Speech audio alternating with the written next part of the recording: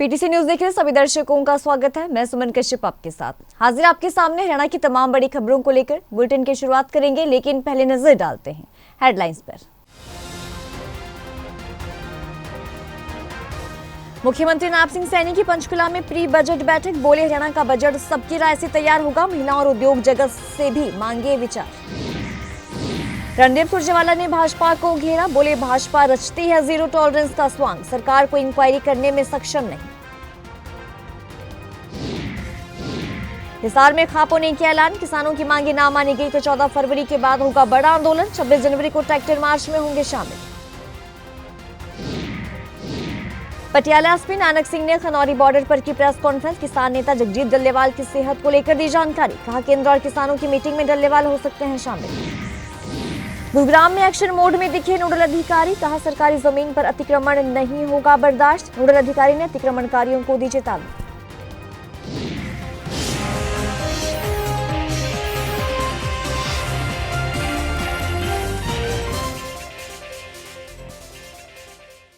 और अब खबरें विस्तार से। हरियाणा के मुख्यमंत्री नायब सिंह सैनी ने पंचकुला में आयोजित प्री बजट बैठक में राज्य के आगामी बजट को लेकर महत्वपूर्ण घोषणाएं की। उन्होंने कहा कि बजट को समावेशी और प्रभावी बनाने के लिए सभी वर्गों से सुझाव लिए जा रहे हैं। मुख्यमंत्री ने कहा कि अब तक लगभग 2500 से 3000 सुझाव प्राप्त हो चुके हैं। विशेष रूप से महिला सशक्तिकरण पर ध्यान दिया जा रहा है, जिसमें लखपति दीदी योजना से जुड़ी महिलाओं के विचारों को भी शामिल किया जा रहा है। सरकार ने बजट निर्माण प्रक्रिया में पारदर्शिता सुनिश्चित करने के लिए एक पोर्टल भी शुरू किया है, जिसके माध्यम से आम नागरिक अपने सुझाव दे सकते हैं। प्री बजट को लेकर के लगातार अलग अलग वर्गों से उनके सुझाव आमंत्रित किए जा रहे हैं। हमने सबसे पहले गुरुग्राम के इंडस्ट्रियलिस्ट से बातचीत किया, सीए से बातचीत किया, फिर हमने हिसार के अंदर किसान एग्रीकल्चरिस्ट से बात किया, उनके सुझाव लिए, और फिर हमने जो हमारे एफपीओज हैं उन किसानों से हमने बात किया।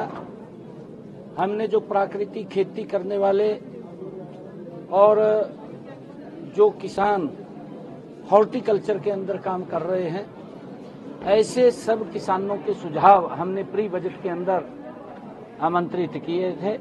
बहुत अच्छे सुझाव दिए हैं। आज यहाँ पंचकुला के अंदर हमारी जो महिला उद्यमी हैं या हमारी प्राकृतिक खेती करने वाली महिलाएं हैं, हमारी ड्रोन दीदी हैं या हमारी सेल्फ हेल्प ग्रुप की बहनें हैं, जो आदरणीय प्रधानमंत्री जी ने जो एक महिलाओं को सशक्त करने का अभियान मजबूती से छेड़ा हुआ है, हमारी लखपति दीदी उसके अंदर आई हैं। आज इन सब बहनों के बहुत अच्छे सुझाव आज इस प्री बजट कंसल्टेशंस के अंदर इन बहनों के आए हैं। हमें पूरा विश्वास है कि जो इनके सुझाव आए हैं वो बजट के अंदर समाहित होंगे और हमारी इन सब बहनों को, चाहे हमारी एग्रीकल्चरिस्ट बहन है, हमारी उद्योगपति बहन है या प्राकृतिक खेती करने वाली बहन है, हमारी ड्रोन दीदी है, हमारी लखपति दीदी है, सेल्फ हेल्प ग्रुप की हमारी बहनें हैं, उनके जो भी अच्छे सुझाव आए हैं उन सुझावों को हम बजट के अंदर समाहित करके उनको लाभ मिले और मजबूत और सशक्त हों, ये हमारी सरकार का ध्येय है। उसको लेकर के हमने बहनों से बात किया है। बहुत अच्छे सुझाव आए हैं, मैं उनको बधाई देता हूँ। कैथल पहुंचने पर राज्यसभा सांसद रणदीप सुरजेवाला ने भाजपा पर जमकर हमला बोला। सुरजेवाला ने कहा कि भाजपा जीरो टॉलरेंस का स्वांग रचती है। सुरजेवाला ने यह भी कहा कि सरकार कोई इंक्वायरी करने में सक्षम नहीं है, इसलिए हाई कोर्ट को एक हाई कोर्ट मॉनिटर एसआईटी बनानी चाहिए, जिससे ये पता चल सके कि पैसा कहां कहां तक गया और ऊपर तक सबकी पोल खुल सके। एक तरफ BJP bar bar zero tolerance on corruption का स्वांग रचती है, ढोंग रचती है। ये लोग नौकरियां बेचते थे, 47 पेपर बेच दिए, एमबीबीएस का पेपर बेच दिया, अब ये अंडमान निकोबार के उपराज्यपाल का पद भी बेच रहे हैं। 10 करोड़ रुपए से ज़्यादा दे दिए गए। ये तो अगर ना पकड़े जाते तो 100 करोड़ रुपए का अदल बदल हो जाता, जितने पैसों में डील हुई थी। अब आप मुझे बताइए, जब उपराज्यपाल, राज्यपाल, मंत्री पद पैसों में मोल बिकेंगे तो फिर जनता के साथ न्याय कौन करेगा? इससे शर्मनाक बात कोई हो ही नहीं सकती। और ये सरकार कोई इंक्वायरी करने में सक्षम नहीं, क्योंकि यहाँ तो जो भक्षक हैं वो रक्षक बने बैठे हैं, भेड़िए की खाल ओढ़े बैठे। इसलिए हाईकोर्ट को चाहिए कि एक हाईकोर्ट मॉनिटर्ड SIT बने और ये पैसा कहाँ कहाँ गया, किस किस ने लिया था, ऊपर तक उन सब की पोल खुले। हरियाणा के विभिन्न खापों की चुनी हुई कमेटी की बैठक जाट धर्मशाला में हुई। बैठक में यह फैसला लिया गया कि आंदोलन को एक सूत्र में बांधने के लिए 26 जनवरी को ट्रैक्टर मार्च में हिस्सा लिया जाएगा। केंद्र सरकार किसानों की प्रस्तावित मांगे पूरी करने का काम करे, नहीं तो 14 फरवरी के बाद बड़ा आंदोलन होगा। खेड़ी चौपटा में आंदोलन के दौरान जो सरकार ने किसानों पर केस दर्ज किए थे वो वापस लेने का आश्वासन दिया था, किंतु इन केसों में किसानों को आज भी नोटिस भेजे जा रहे हैं। जरा देखें। ये जो कॉन्फ्रेंस है ये इसलिए है भाई, खापों का जो दायित्व है, खापों का दायित्व है भाई, समाज में कोई बिखराव है उसको इकट्ठा करना, ये खापों का दायित्व है। जो हमारे किसान संगठन थे वो अलग अलग काल करते थे, जिससे आम किसान को इसका नुकसान था। इसलिए खापों ने अपना दायित्व पूरा किया और सभी संगठनों को एक मंच पर पे हमने ला दिया। जो 29 तारीख को हमने बांस अनाज मंडी में जो पंचायत की थी सरव खाप, उसमें हमने जो काल दी, उसमें किसानों ने उस काल को बहुत बड़ी अहमियत दी है। किसान संगठनों ने, मैं 11 सदस्यीय कमेटी की तरफ से उस सभी किसान यूनियनों का हार्दिक धन्यवाद करता हूं कि अभी उन्हें खापों की जो कॉल थी उसको पूरी अहमियत देकर उन्होंने एक संगठन एकजुट होकर के कॉल दी है। मैं उनका तहे दिल से हार्दिक धन्यवाद करता हूं। पटियाला एसपी नानक सिंह ने खनौरी बॉर्डर पर अहम प्रेस कॉन्फ्रेंस की, जिसमें उन्होंने किसान नेता जगजीत डल्लेवाल की सेहत को लेकर जानकारी दी। तो एसपी नानक ने ये कहा कि मैंने जगजीत सिंह डल्लेवाल से मुलाकात की है और डल्लेवाल की सेहत अब ठीक है। 14 फरवरी को केंद्र और किसानों की मीटिंग में डल्लेवाल जो है वो शामिल हो सकते हैं। डल्लेवाल को पटियाला के राजेंद्र अस्पताल के डॉक्टर की देखरेख में जो है उनका इलाज चल रहा है और डल्लेवाल को भी ड्रिप के माध्यम से ट्रीटमेंट दिया जा रहा है। 18 ਤੇ 19 ਦੀ ਰਾਤ ਇੰਟਰਵੀਨਿੰਗ ਰਾਤ ਚ ਡੱਲੇਵਾਲ ਸਾਹਿਬ ਨੂੰ ਮੈਡੀਕਲ ਏਡ ਪ੍ਰੋਵਾਈਡ ਕੀਤਾ ਗਿਆ ਸੀ। ਜਿਹੜੀ ਸੈਂਟਰ ਵੱਲੋਂ ਮੀਟਿੰਗ ਦਿੱਤੀ ਗਈ ਸੀ ਉਸ ਤੋਂ ਬਾਅਦ ਇਹ ਮੈਡੀਕਲ ਏਡ ਪ੍ਰੋਵਾਈਡ ਕੀਤਾ ਗਿਆ। ਅੱਜ ਵੀ ਮੈਂ ਹੁਣ ਉਹਨਾਂ ਨੂੰ ਮਿਲ ਕੇ ਵੀ ਆਇਆ ਤੇ ਡਾਕਟਰਸ ਨਾਲ ਵੀ ਮੁਲਾਕਾਤ ਹੋਈ ਹੈ ਤੇ ਵਿਜ਼ੀਬਲ ਇੰਪਰੂਵਮੈਂਟ ਹੈ ਉਹਨਾਂ ਦੀ ਹੈਲਥ ਵਿੱਚ, ਦੇਖਣ ਨੂੰ ਵੀ ਲੱਗਦਾ ਹੈ ਕਿ ਇੰਪਰੂਵਮੈਂਟ ਹੈ। ਬਾਕੀ ਜਿਹੜੀ ਡਾਕਟਰਸ ਨੇ ਮੈਨੂੰ ਦੱਸਿਆ ਕਿ ਜਿਵੇਂ ਪਰਸੋਂ ਤੱਕ ਜਦੋਂ ਤੱਕ ਮੈਡੀਕਲ ਏਡ ਨਹੀਂ ਸੀ ਦਿੱਤਾ ਉਦੋਂ ਤੱਕ ਉਹਨਾਂ ਨੂੰ ਪਾਣੀ ਵੀ ਨਹੀਂ ਸੀ ਪਚ ਰਿਹਾ ਤੇ ਰੈਗੂਲਰ ਲਗਾਤਾਰ ਵੋਮਿਟਿੰਗਸ ਆ ਰਹੀਆਂ ਸੀ, ਕੁਝ ਵੀ ਉਹ ਪਾਣੀ ਨਹੀਂ ਸੀ ਪੀ ਪਾ ਰਹੇ, ਐਸਿਡਿਟੀ ਬਹੁਤ ਜ਼ਿਆਦਾ ਸੀ, ਬਹੁਤ ਜ਼ਿਆਦਾ ਉਹ ਤੰਗ ਸੀਗੇ। ਬਟ ਅੱਜ ਦੀ ਜਿਹੜੀ ਸਿਚੁਏਸ਼ਨ ਹੈ ਉਹਦੇ 'ਚ ਕਾਫੀ ਹੱਦ ਤੱਕ ਇੰਪਰੂਵਮੈਂਟ ਹੋਈ ਹੈ। ਉਹਨਾਂ ਦੀ ਜਿਹੜਾ ਮੈਡੀਕਲ ਏਡ ਦਿੱਤਾ ਗਿਆ, ਜਿਹੜੀਆਂ ਉਹਦੇ 'ਚ ਆਪਾਂ ਲਗਾ ਰਹੇ ਇੰਟਰਾਵੀਨਸ ਫਲੂਇਡਸ ਲਗਾ ਰਹੇ ਆ, ਉਹ ਇੰਟਰਾਵੀਨਸ ਫਲੂਇਡਸ ਕਰਕੇ ਕਾਫੀ ਉਹਨਾਂ ਦੀ ਸਿਹਤ 'ਚ ਇੰਪਰੂਵਮੈਂਟ ਹੈ ਤੇ ਹੋਪਫੁਲੀ ਉਹ ਜਲਦੀ ਠੀਕ ਹੋ ਕੇ ਜਿਹੜੀ 14 ਤਰੀਕ ਦੀ ਮੀਟਿੰਗ ਹੈ ਉਹਦੇ ਵਿੱਚ ਵੀ ਅਸੀਂ ਉਮੀਦ ਕਰਦੇ ਹਾਂ ਕਿ ਸੈਂਟਰ ਨਾਲ ਜਿਹੜੀ ਮੀਟਿੰਗ ਹੈ ਉਹਦੇ ਵਿੱਚ ਉਹ ਸ਼ਾਮਲ ਹੋਣਗੇ। ਨਹੀਂ, ਉਹਨਾਂ ਦੀ ਜਿਹੜੀ ਸਟੇਟਮੈਂਟ ਹੈ ਉਹਦੇ ਤੇ ਮੈਂ ਕੋਈ ਕਮੈਂਟ ਨਹੀਂ ਕਰੂੰਗਾ। ਮੈਂ ਤਾਂ ਜਿਹੜੇ ਸਾਡੇ ਇੱਥੇ ਸਰਕਾਰੀ ਡਾਕਟਰਸ ਨੇ ਜਿਹੜੇ ਇੰਚਾਰਜ ਨੇ ਉਹਨਾਂ ਦੀ ਹੈਲਥ ਦੇ ਇਸ ਵੇਲੇ, ਉਹਨਾਂ ਦੀ ਜਿਹੜੀ ਰਿਪੋਰਟ ਹੈ ਉਹਦੇ ਮੁਤਾਬਕ ਤੁਹਾਨੂੰ ਦੱਸ ਰਿਹਾ ਤੇ ਜਿਹੜਾ ਮੈਂ ਮਿਲ ਕੇ ਵੀ ਆਇਆ, ਵੇਖਣ ਨੂੰ ਵੀ ਲੱਗਦਾ ਹੈ ਕਿ ਹਾਂਜੀ ਉਹਨਾਂ ਦੀ ਹੈਲਥ ਪਿਛਲੇ 1-2 ਦਿਨ 'ਚ ਕਾਫੀ ਰਿਕਵਰੀ ਹੋਈ ਹੈ, ਕਾਫੀ ਇੰਪਰੂਵ ਹੋਈ ਹੈ। ਬਾਕੀ ਬਲੱਡ ਸੈਂਪਲ ਦਿੱਤੇ ਹੋਏ ਆ, ਉਹਦੀ ਰਿਪੋਰਟ ਆ ਜਾਊਗੀ ਤੇ ਹੋਰ ਬੈਟਰ ਅਸੀਂ ਕਮੈਂਟ ਕਰ ਪਾਵਾਂਗੇ कि उन्होंने सिचुएशन किन्ने हद तक किन्ने % तक इम्प्रूव हुई। गुरुग्राम में सरकारी जमीन पर अतिक्रमण को किसी भी कीमत पर बर्दाश्त नहीं किया जाएगा। जीएमडीए के नोडल अधिकारी आरएस भाट एक्शन मोड में नजर आए। जी हां, एसपीआर रोड पर बनी ग्रीन बेल्ट को अतिक्रमण मुक्त करवाने पहुंचे आरएस भाट ने अतिक्रमणकारियों को चेतावनी देते हुए ये कहा कि अभी समय है, बाज आ जाए, नहीं तो उन्हें सुधारना आता है। सरकारी जमीनों के ऊपर इंक्रोचमेंट हटाने की मुहिम 2025 में जनवरी में शुरू कर दी थी। 15 जनवरी के बाद हमने लगातार कार्रवाई की है और हम वहां पर कार्रवाई कर रहे हैं जहां पब्लिक एट लार्ज को दिक्कत आ रही है। ये इंक्रोचमेंट जो 30-30 मीटर की ग्रीन बेल्ट है, एक्सटेंशन रोड के साथ 160 एकड़ की ग्रीन बेल्ट, 70 एकड़ के ऊपर कब्जा है, ये सारा कब्जा हटाया जाएगा। वाटिका से घाटा तक हमने सारा हटा दिया है। अब वाटिका से हाईवे तक, अब वाटिका से घाटा की तरफ जा रहे हैं। ये सारी एनक्रोचमेंट हटा के एक साइड पर हमारी ड्रेन का काम चलना है, वो शुरू हो गया है, एनक्रोचमेंट के कारण रुका हुआ था। और ऐसे ही इस साइड में जो हाईवे से घाटा की तरफ है, वहां ग्रीन बेल्ट भी डेवलप करनी। जिन लोगों ने MOU किया था सरकार के साथ, उन्होंने ग्रीन बेल्ट डेवलप करनी भी शुरू कर दी। कारण ये है कि जब जमीन खाली देखी जाती है, हर कोई सोचता है कि बहुत सारे काम गुड़गांव में सारे अफसर इधर उधर लगे हुए हैं, खाली जमीन पड़ी है, इसके ऊपर अपना किराया उगा लो, जब कोई तोड़ेगा हटा लो, फिर दोबारा लगा लो।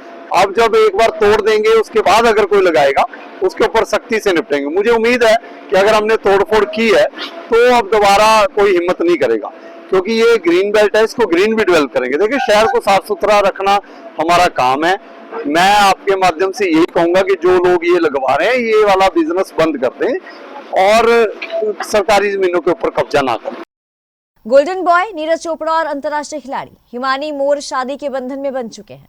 दोनों की शादी के बाद परिवार में खुशी का माहौल है और इस दौरान हिमानी मोर की मां ने ये कहा कि दोनों परिवार एक दूसरे को पहले से अच्छे से जानते थे और नीरज हिमानी भी एक दूसरे से परिचित हैं।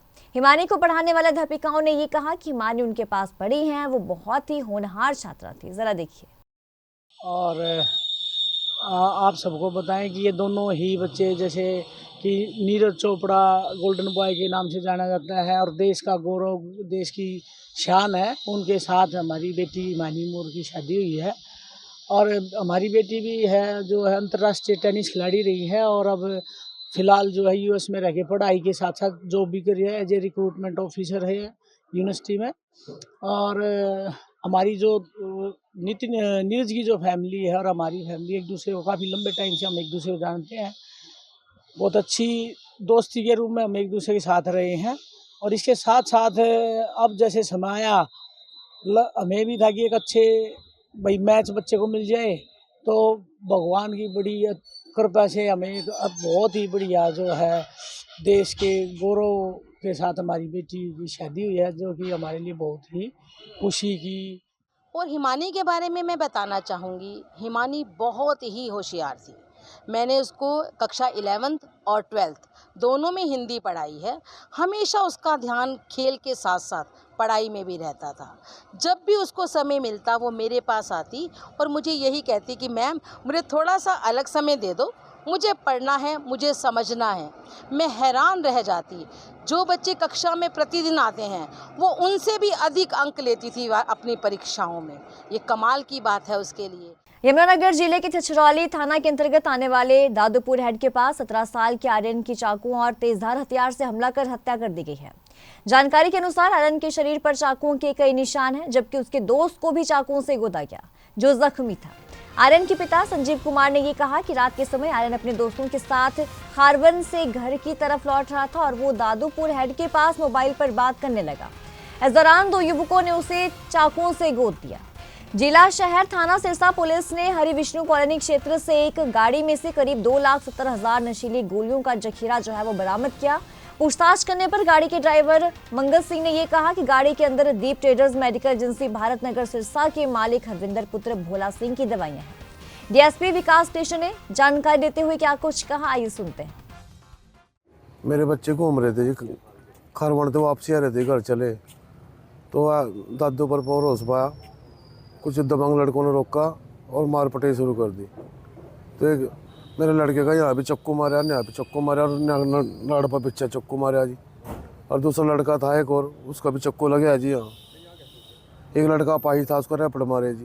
किसने मारा जी? ये वही क्या जी, सरदारों में लड़के जी, दादू पर हेड पे जी। भाजी वो रात के वक्त बोलिया जी, कहा तो चोर है जी। कहा 7 बजे, बता 7 बजे को चोर घूमा, मेरे बच्चे को मार दिया जी। 11वीं में पढ़ रहे थे, मेरा 17 साल का बच्चा जी मेरा।